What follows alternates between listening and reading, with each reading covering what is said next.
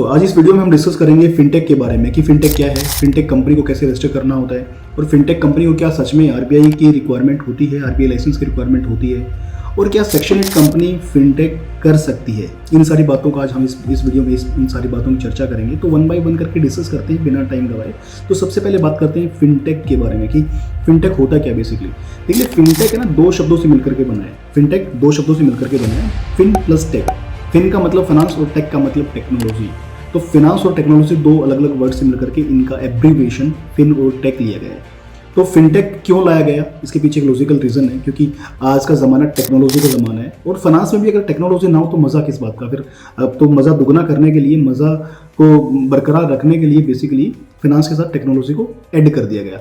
अब घर बैठे सबको लोन चाहिए, घर बैठे सबको अकाउंट ओपनिंग चाहिए, अपने सेविंग अकाउंट्स ओपन करने हैं, सबको करंट अकाउंट ओपन करने हैं, सबको लोन चाहिए बेसिकली। तो ये कहाँ से, सबको घर बैठे डिपॉजिट की फैसिलिटी चाहिए। तो ये सारी चीज़ें टेक्नोलॉजी तो संभव है। अगर टेक्नोलॉजी नहीं होगी तो बेसिकली हम किस तरीके से हमारी कंपनीज, हमारे कॉर्पोरेट्स कैसे लोगों को रीच कर लेंगे, क्योंकि आजकल टाइम का बड़ी शॉर्टेज है सबके साथ ना। बिना टाइम के आप नहीं आगे बढ़ सकते हो। ज़माने के साथ चलना सबकी जिम्मेदारी बनती है। अगर आपको बिजनेस में एक्सपेंशन करना है, बिजनेस में आगे बढ़ना है, तो आपको जिम्मेदारी से ज़माने के साथ आगे बढ़ना पड़ेगा।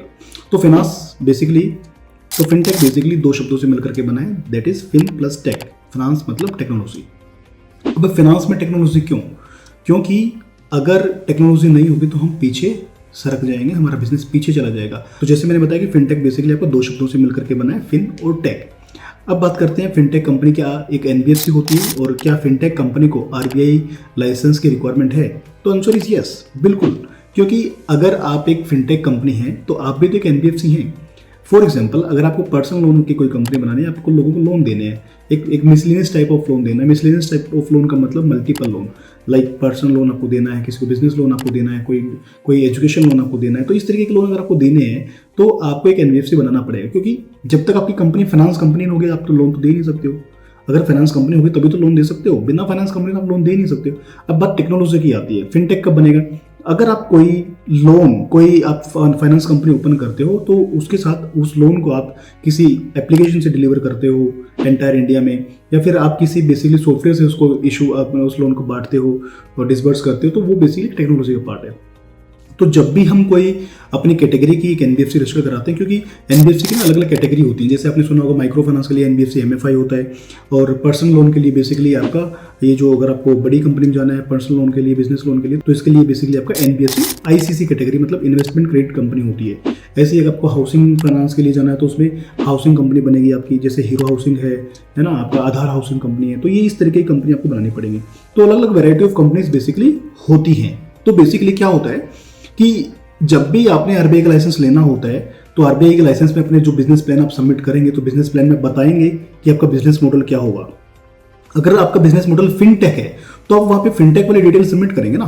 तो जब फिनटेक वाली डिटेल सबमिट करेंगे तो आप बताएंगे कि कौन से सॉफ्टवेयर यूज़ करेंगे, आपका ब्लूप्रिंट क्या है, आपने कैसे कौन सा एप्लीकेशन आपने डिजाइन किया, डेवलप किया है, तो वो डिटेल आपको देनी पड़ेगी। अल्टीमेटली लाइसेंस लेने से पहले आपके पास ये चीज़ें अवेलेबल हो कि आप ये बेसिकली लाइसेंस लेने के लिए जा रहे हो और ये डिटेल सारी आप शेयर कर रहे हो आरबीआई से, तभी तो जाकर के आपको वो फिनटेक का लाइसेंस देगा। तो फिनटेक का लाइसेंस लेने के लिए आपको बेसिकली जो आपको नॉर्मल रिक्वायरमेंट्स, लाइक अगर मैं 10 करोड़ कैपिटल की बात करता हूँ, 10 करोड़ कैपिटल, साथ में जो डायरेक्टर्स की एजुकेशनल रिक्वायरमेंट्स होती हैं वो सारी रिक्वायरमेंट्स, साथ में टेक्नोलॉजी की जो रिक्वायरमेंट्स आपकी होती है, क्योंकि आपका बिजनेस मॉडल क्या है, टेक्नोलॉजी का है। तो टेक्नोलॉजी का जो आपका बिजनेस मॉडल है अकॉर्डिंगली आपको अपनी एप्लीकेशन सॉफ्टवेयर डिजाइन कर डेवलप कराने पड़ेंगे, और फिर आप आरबीआई के पास जाएंगे, एप्लीकेशन लगाएंगे कि हाँ अब मेरा ये सारी चीज़ रेडी है और मुझे आप इसके लिए लाइसेंस दीजिए, मेरा बिजनेस मॉडल ये है।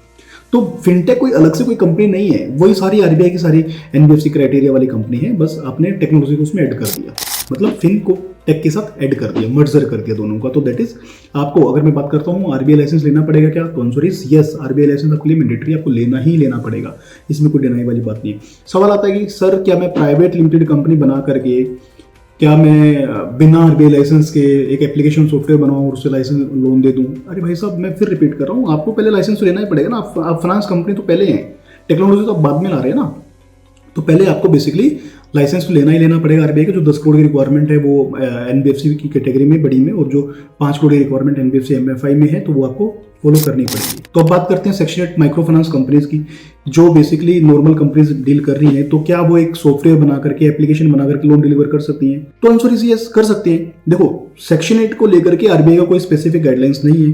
क्यों नहीं है? क्योंकि सेक्शन 8 कंपनी पुअर पीपल को लोन देने के लिए बनाई गई है, तभी तो आरबीआई ने उसको लाइसेंस फ्री किया है। अगर लाइसेंस फ्री करने का लॉजिकल रीजन क्या है कि वो बेसिकली पुअर पीपल को लोन दे रही है, तो पुअर पीपल को जो कंपनी लोन दे रही है, अगर वो और कन्वीनियंट देना चाहती है तो अपने बोर्ड अप्रूव्ड पॉलिसी बना सकती है, अपने बोर्ड से कोई पॉलिसी को अप्रूव कर सकती है। ये तो माइक्रो फाइनेंस की रिवाइज गाइडलाइंस में लिखा है आरबीआई ने कि आपको जब भी अगर कोई अपनी पॉलिसी बनानी है तो आप बोर्ड अप्रूव्ड पॉलिसी बनाइए, और वो पब्लिक इंटरेस्ट के लिए है तो उसमें कोई समस्या है ही नहीं। तो अगर आप किसी एप्लीकेशन के थ्रू लोन देना चाहते हैं तो आप दे दीजिए। लेकिन मेरा सवाल आपसे ये है कि माइक्रो फाइनेंस के अंदर बेसिकली एनपीए कम होता है, क्योंकि अगर मान लो किसी को आप 50,000 का लोन देते हो, पर 50,000 में से 25,000 का लोन उसने आपको वापस दे दिया, 25,000 का लोन आपको वापस कर दिया, तो 25,000 के लिए वो अगर आप उसको, आपकी कंपनी उसको लीगल नोटिस देती है, तो एक तो उसका सिविल खराब हो रहा है, ऊपर से लीगल प्रोसीडिंग स्टार्ट हो गई है, और ऊपर से लीगल प्रोसीडिंग स्टार्ट हो गई है। तो ये दो चीज़ें हो गई हैं, तो वो सोच रहा है कि मैं सेटलमेंट ही कर लेता हूँ, मैं आपका जो लोन का डिफॉल्टेड मनी है वो रीपे कर देता हूँ। तो अगर आप एप्लीकेशन के थ्रू किसी अननोन आदमी को लोन दे रहे हो, क्योंकि अभी आप उसको फिजिकली कर रहे हो वेरीफाई सारी चीज़ों को, कि आपके ऑफिस में कोई कस्टमर आ रहा है, बोरोवर आ रहा है, या फिर आपका कोई एजेंट उसके पास जाकर के उसको वेरीफाई कर रहा है, तो वो चीज़ें आप मतलब फेस टू फेस डिस्कस करके कर रहे हो। लेकिन अगर आप टेक्नोलॉजी के थ्रू करते हो, बिना किसी जान पहचान के, आप सीधा सिविल स्कोर चेक करते हो, या फिर कोई ऐसा सिस्टम लगाते हो जो ऑटो सारी चीज़ों को चेक करे, ऑटोमेटिक लोन डिसबर्स कर दे, तो एनपीए बढ़ने के चांसेस भी हो जाएंगे। हालांकि सेक्शन 8 माइक्रो फाइनेंस एक छोटा बिजनेस होता है, आप छोटे छोटे पैसे से आप अपना सर्वाइवल करते हो, रोटेशन करते हो। तो ये आपको सोचना है कि क्या आपको अपने बिजनेस में एप्लीकेशन को इंट्रोड्यूस करना चाहिए, लोन को क्या टेक्नोलॉजी के साथ डिसबर्स करना चाहिए। अगर आपका दिल कहता है, आपका दिल गवाही देता है कि हाँ आप कर सकते हो, तो आपको ईजी, उसको आपको किसने रोका है उसमें आपको? क्योंकि सेक्शन 8 को आरबीआई का लाइसेंस लेने की नीड नहीं है। जब तक 100 करोड़ का एसेट साइज आपकी कंपनी का होता है, तो तब तक आपको आरबीआई का लाइसेंस लेने की नीड है ही नहीं। तो टेक्नोलॉजी आप ऐड कर लीजिए और काम कर लीजिए। अब मेरे पास सवाल आया कि क्या मैं सेक्शन 8 कंपनी तो मेरी है माइक्रो फाइनेंस, और मैं एक प्राइवेट लिमिटेड कंपनी बना लूँ और उसके थ्रू मैं लोन दे दूँ। अरे भाई सब डबल क्यों कंप्लायंस बियर कर रहे हैं? आपको नीड ही नहीं है प्राइवेट लिमिटेड कंपनी बनाने की। तो सबसे पहले आप क्या कीजिए, सेक्शन 8 आपके पास है, आप उसी की एक एप्लीकेशन डिजाइन कराइए, उससे लोन देना शुरू कर दीजिए। आप पेन इंडिया उसमें काम कर सकते हैं, कोई रिस्ट्रिक्शन है ही नहीं। कोई आप कितनी ब्रांचेस ओपन कीजिए, निधि की तरह तो नहीं है कि बेसिकली आपको कोई ब्रांच ओपन करने के लिए कोई आरडी परमिशन लेना पड़ेगा, रीजनल डायरेक्टर का परमिशन लेना पड़ेगा, NDH4 का आपको वेट करना पड़ेगा, ऐसा कुछ है ही नहीं। तो ऑब्वियसली बात है ना, आप क्या करेंगे, सीधा अपनी एक एप्लीकेशन डिजाइन कराइए, एप्लीकेशन डिजाइन करा के डेवलपर अगर उससे काम करना शुरू कीजिए। तो ये तो थी बात सेक्शन 8 माइक्रो फाइनेंस की। तो इसमें मेरा कंक्लूजन ये है कि सेक्शन 8 कंपनी क्या एक एप्लीकेशन डेवलप करके काम कर सकती है? आंसर इज यस, वो कर सकती है। आपको एक अलग से प्राइवेट लिमिटेड कंपनी बनाने की जरूरत नहीं है। और ये बेसिकली एक फिनटेक मॉडल मैंने आपसे शेयर किया, डिस्कस किया है। फिनटेक का मतलब मैं फिर रिपीट कर रहा हूँ, फिनटेक में फिन फाइनेंस से आया है और टेक्नोलॉजी से आया है। और ये अलग अलग वैरायटी ऑफ कंपनीज होती हैं NBFC की। जैसे फॉर एग्जांपल अगर मैं 3 कैटेगरी में इसको डिवाइड करता हूँ, तो आपने इन्वेस्टमेंट कंपनीज देखी होंगी, नाम सुना होगा ग्रो, आपने नाम सुना होगा अपस्टॉक्स। तो ये बेसिकली इन्वेस्टमेंट कंपनीज हैं, तो ये फिनटेक मॉडल पे काम कर रही हैं, है ना। ऐसा आपने सुना होगा, लेंडिंग कंपनी आपने सुना है, लेंडिंग कार्ड आपने सुना है, नाविका आपने नाम सुना है। तो ये सारी क्या है, ये लेंडिंग कंपनीज हैं जो लोन दे रही है ना। ऐसे ही कुछ पेमेंट गेटवे कंपनी होती है, जैसे रेजर पे है, आपने रेजर पे का नाम सुना होगा, है ना। फोन पे का भी पेमेंट गेटवे है।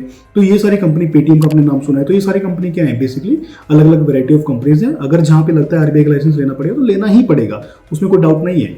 और आपको जो आपका टेक्नोलॉजी का जो मॉडल है जिस पे आप काम करेंगे, वो आपको आरबीआई को आपका बिजनेस प्लान के अंदर वो सबमिट करना पड़ेगा कि आप इस मॉडल में काम कर रहे हैं। होपफुली आपको वीडियो समझ में आई होगी, सारे डाउट्स भी आपके क्लियर हुए होंगे कि कैसे एक फिनटेक बिजनेस काम करता है, किस मॉडल में काम करता है। और अगर फिर भी कोई डाउट है तो आप कमेंट बॉक्स में पूछ दीजिए, मैं उनके जवाब आपको देने की पूरी कोशिश करूंगा। मिलते हैं किसी नेक्स्ट वीडियो में, तब तक के लिए जय हिंद, जय भारत, शुक्रिया और बाय बाय।